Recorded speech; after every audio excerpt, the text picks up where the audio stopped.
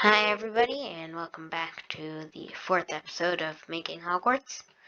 In this episode, I'll show you the charms and spark spells and maybe some code. Um,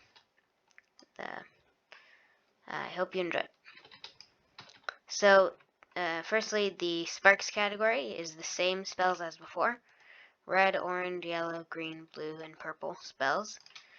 You can switch between spells by punching.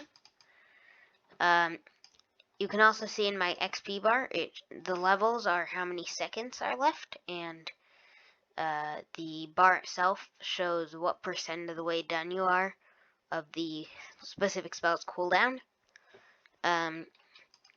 These spells, or each spell also does have its own color, and the spells, now that I'm using a plugin, go through slabs and any transparent blocks. So previously they wouldn't do this. So you can see spell goes through the slab. Now the next category of spells are the charms. You can switch categories by shift clicking. Also, the cooldown on sparks is 2 seconds. The cushioning charm is the first one with a 7-second cooldown. The cushion itself lasts for 10 seconds, and when you stand in it, gives you slow falling. You can also see in the corner that every time you shoot a spell, you'll see it in a second again, where the effects show up, right here, it'll say spell cooldown, which is basically every time you shoot a spell, you can't shoot another spell for 2 seconds, and that's what the spell cooldown represents. The next spell is Wingardium Leviosa, which, if I summon a pig, for example, I can shoot it, and it'll fly up, I think, for 3 seconds. The cooldown on it is 10 seconds. Okay. The next spell is Accio. It'll bring you any item or specific mobs can be taken to you. So if I toss this out, it's really hard to actually aim properly because the hitbox of an item, it doesn't actually look like where the actual item is displayed. But yeah, it teleports it to you. This also works on certain other mobs. Revelio is the next spell, which turns off all invisibility effects on nearby mobs and gives them glowing. So summon in another test subject, and yep, now he's glowing. I think this works in a 50 block radius, and the cooldown is 1 minute. Also, the cooldown on Accio is 30 seconds. The Disillusionment Charm is the next spell, and it gives the player invisibility. The cooldown on it is also 1 minute, but the effect itself lasts for 30 seconds. I do have other spells working, though their cooldown isn't fully functional. In the Defense Against the Dark Arts category, I have almost all the spells working. If I summon a skeleton, then Expelliarmus will toss out its bow, except that only the person who was holding the bow originally can pick it back up again. Incendio is the next spell, which creates a 3x3 block of fire for 10 seconds. Then it'll disappear. Took me a while to make it so that when you hit the fire against a wall, it still appears, but the fire doesn't look bad. You can see that if you put it against flammable blocks on a wall, it kind of lines up like this. Bombarda is the next spell. Creates an explosion. But Bombarda does not damage the player who shot it. So you can't really jump around with it or use it to give yourself knockback. It only works against other entities. I can't really show Protego, but if somebody were to shoot me with the spell, Protego would block most spells. A Pisky gets you back half of your health, or gets you 5 hearts. Stupefied does not work yet, but it'll stun whoever hits for 10 seconds. Now I'm going to show you some of the code. So the reason I wanted to show the code is to sort of explain certain features and how they work. This is the main file. It just sets up here the actual function that runs most of the stuff. This right here, whole thing, is all the spell cooldowns, and it handles all of that and displays it. This is the /Hogwarts command, and this too. In this function, there's the actual spells. So when you die, it also changes all your cooldowns to the maximum value, which basically makes it so you can't die and just continue playing as if nothing really changed. When you join, it also resets it so that you can't just leave the game with max cooldowns and then just join again whenever you see that somebody's online and make them very mad. This is what actually controls the wand, though.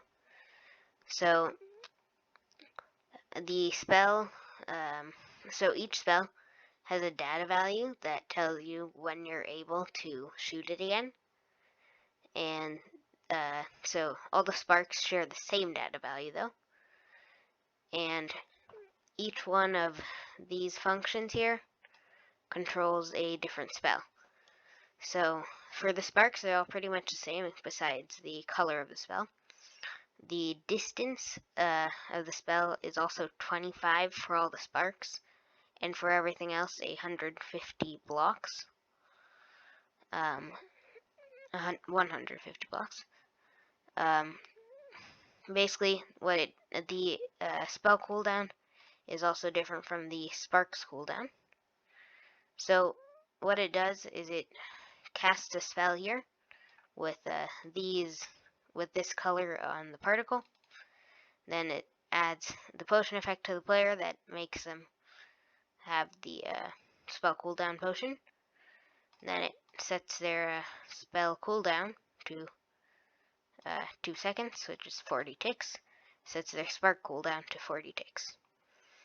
Then does that with different colors for all the sparks. Now, cushioning charm, it's very different, and it does very different things so that the cushion starts and stops, which was extremely annoying to do because you have to constantly run a function. Basically, it checks in the same way if you're able to shoot the spell, but when it sets the cooldown, though, now it's 7 seconds or 140 ticks. But the way it does it is it says create a number and set that number to the ID of a task so you can cancel it later. And what the task does is it just creates the particle cloud for the cushion, and gives slow falling. The rest of the code basically just cancels it and sets up some things. Spell 11 is Wingardium Leviosa, so just gives levitation to the hit entity. Spell 12, which is Accio, teleports to you, your hit entity, if it hits certain criteria, and doesn't have any passengers, to you. Spell 13, which is Accio, Revelio, sets up the 1200 tick cooldown, which is 60 seconds, and then gives all entities within a 50 block range of you the glowing effect and removes invisibility. Spell 14, which is now the Disillusionment Charm, just gives you invisibility. And 1200 to cooldown again, so 60 seconds.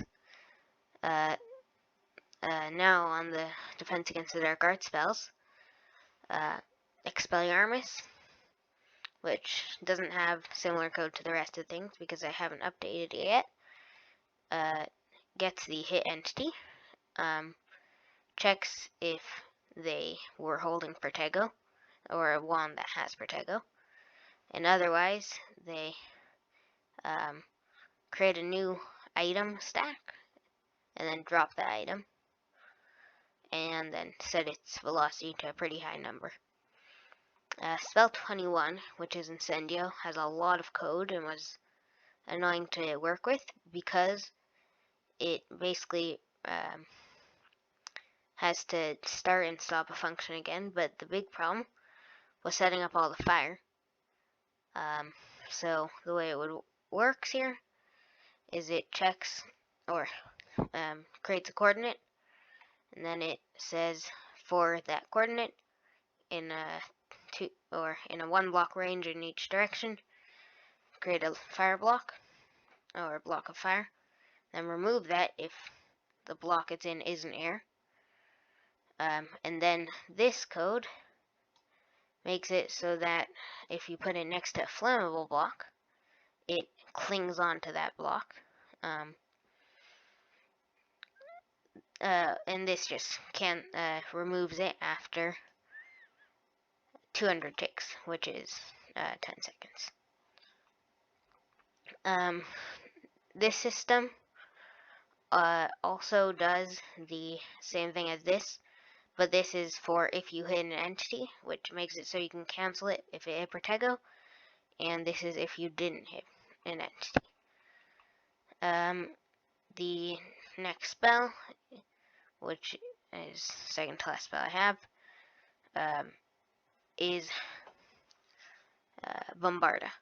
Basically, it says when you hit something, just make an explosion, and if you hit an entity, check first if they have Protego. And then spell 24, which is skipping from 23 over 23, because 23 is Protego, just gives you 10 hearts, or 10 half hearts.